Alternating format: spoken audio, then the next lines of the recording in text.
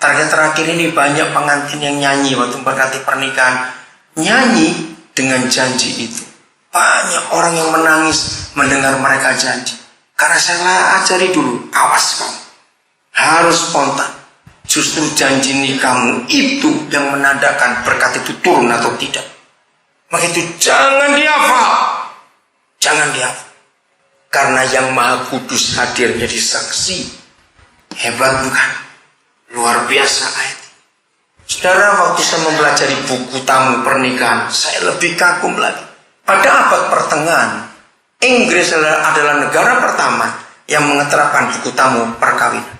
Ternyata sejarahnya dahsyat. Dulu nggak ada orang pesta kalau menikah, tapi semua di gereja. Nah, waktu tamu masuk, buku tamu itu hanya ditulisi nama dan alamat, tidak boleh tanda tangan. Kapan tamu-tamu tanda tangan? Setelah semua undangan mendengar janji pengantin. Serius. Inti janji nikah itu 3. 1. Melakukan firman. Suami melakukan jadi suami seperti firman Tuhan. Istri jadi istri seperti yang firman Tuhan katakan. 2. Janji setia sampai mati. 3. Tidak ada kata cerai selama menikah. Nah, itu intinya. Olah sendiri. Begitu undangan sudah mendengar, maka gembala atau pendeta sudah juga menyetujui mendengar, baru pemberkatan. Nah, waktu tamu-tamu pulang, baru tamu-tamu tanda tangan di buku itu, dan buku tamu pernikahan itu disimpan oleh mempelai sampai mati sebagai buku kedua setelah Alkitab.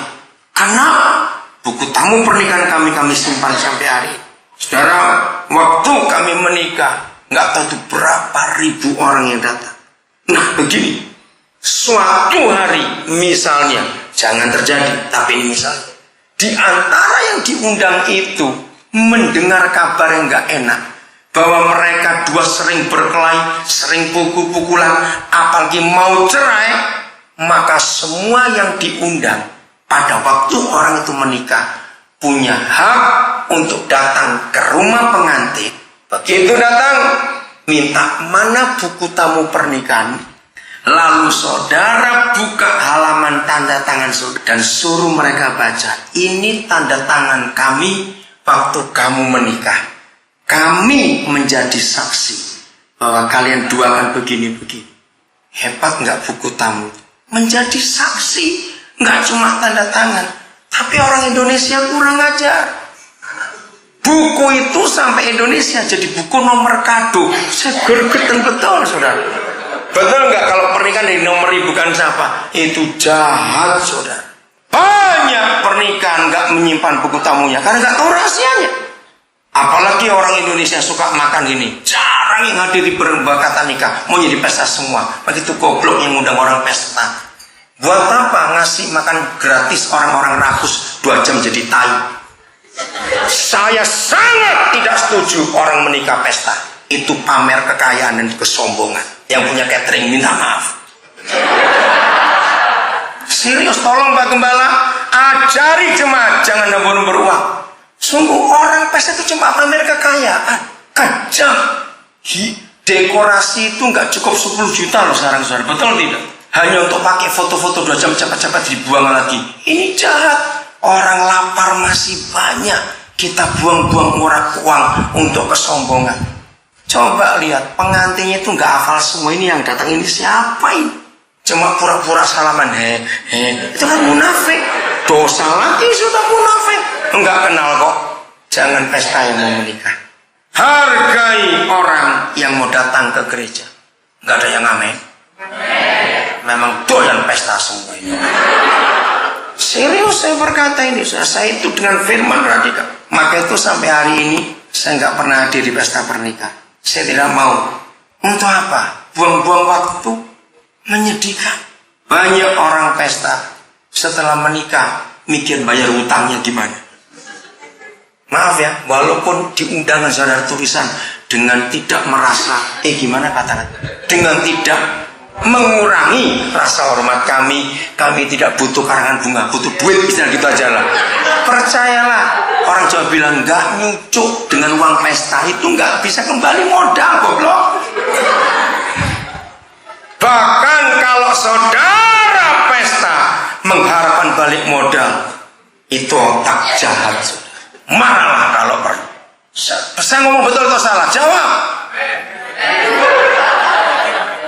Sungguh itu kesombongan, pamer kekayaan, pesta ribuan orang, ratusan juta, 2 jam jadi tai. Kalau punya uang lebih dipakai untuk hidup dan memberkati orang lain. Lanjut, nggak usah ngomong pesta lagi supaya nggak banyak orang tersinggung. Jadi janji nikah itu penting, saudara, karena itu harus diucapkan jelas. Janji nikah terus pakai mikrofon jelas. Kalau pelan-pelan saya ulangi. Karena yang undangan perlu hadir. Janjinya kalau diundang orang nikah datang lebih baik ke gereja, bukan ke pesta. Ayat 15. Bukankah Tuhan yang esa, masih Malaki 2, menjadikan mereka daging dan roh? Dan apakah yang dikehendaki kesatuan itu? Keturunan nilai.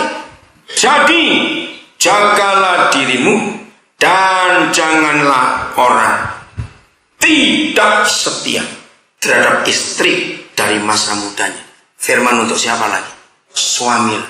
Tuhan kita dan Alkitab adalah satu-satunya Tuhan dan satu-satunya buku yang punya konsep yang diterima oleh semua orang di dunia. Jadi kalau saya ngomong pada orang Islam pun pakai hukum Korintus Efesus 5, mereka nggak bisa bantah. Apa itu? Satu-satunya Tuhan dan satu-satunya buku yang mengatakan suami itu kepala, istri itu tubuh. Cuma Tuhan kita. Kenapa dia benci perceraian? Misalnya, tubuh nggak suka kepalanya. Jadi siapa nggak suka siapa? Ayo coba jawab. Karena tubuh nggak suka kepalanya, berarti dia nggak suka siapa? Istri nggak suka suaminya. Karena kepalanya sering pusing, sering cepot-cepot. Aduh, potong aja kepala ini, ganti kepala lain. Loh, betul nggak? Itu artinya, saudara. Jadi orang cerai itu mati. Satu kali kepala. Siapa pernah lihat ada orang tubuhnya sakit-sakitan, habis operasi usus, operasi lutut, habis operasi lutut, operasi pinggang, operasi perut, operasi terus, operasi saja, habis duit banyak. Kalau kepala ini capek, punya tubuh satu kok penyakitan terus, ganti saja sudah tubuh yang lain.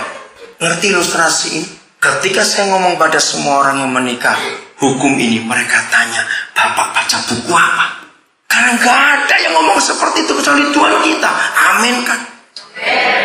Maka itu mengapa dia berkata, aku benci perceraian. Karena kalau kita nikah terus cerai itu bunuh diri. Kenapa jadi suami itu berat? Kenapa kalau saya konseling pernikahan saya harus punya lebih banyak waktu dengan pengantin laki? Bahkan Pak Gembala saya titip pesan ini. Saya adalah hamba Tuhan pertama di Indonesia yang menerapkan peraturan ini. Jangan terlalu sibuk konseling pranikah, secukupnya saja. Ternyata yang lebih penting adalah setelah menikah itu harus ditolong. Renungkan ini. Banyak pendeta nggak ngerti. Saudara, ngerti kalau kita beli alat-alat tertentu yang mahal, elektronik, komputer, pasti ada tulisan after sales service. Ngerti nggak maksudnya? Kita nggak bisa nerangkan yang belum kawin karena belum tahu apa-apa. Mau diajarin sampai berbusa yang ngajarin, yang dengar cuma oh ya, oh ya, nggak praktek. Nah, kapan mereka praktek? Setelah pemberkatan. Jadi setelah pemberkatan nikah, saya akan rajin kontak mereka. Saya akan tanya masalah seks mereka, apa saja. Itu yang lebih perlu ditolong. Kira-kira betul atau tidak, saudara? Karena dua orang itu masih nol menghadapi rumah tangga itu karena apa? Belum tahu. Jadi salah kalau gereja konseling hanya pranikah. Paling tidak setahun pertama saya akan ikuti setiap pernikahan yang saya berkati untuk menolong mereka. Nah, dari situ saya makin belajar banyak apa itu pernikahan. Saya dapat masukan banyak, saya dapat bahan banyak, saya bersyukur. Rumit ternyata.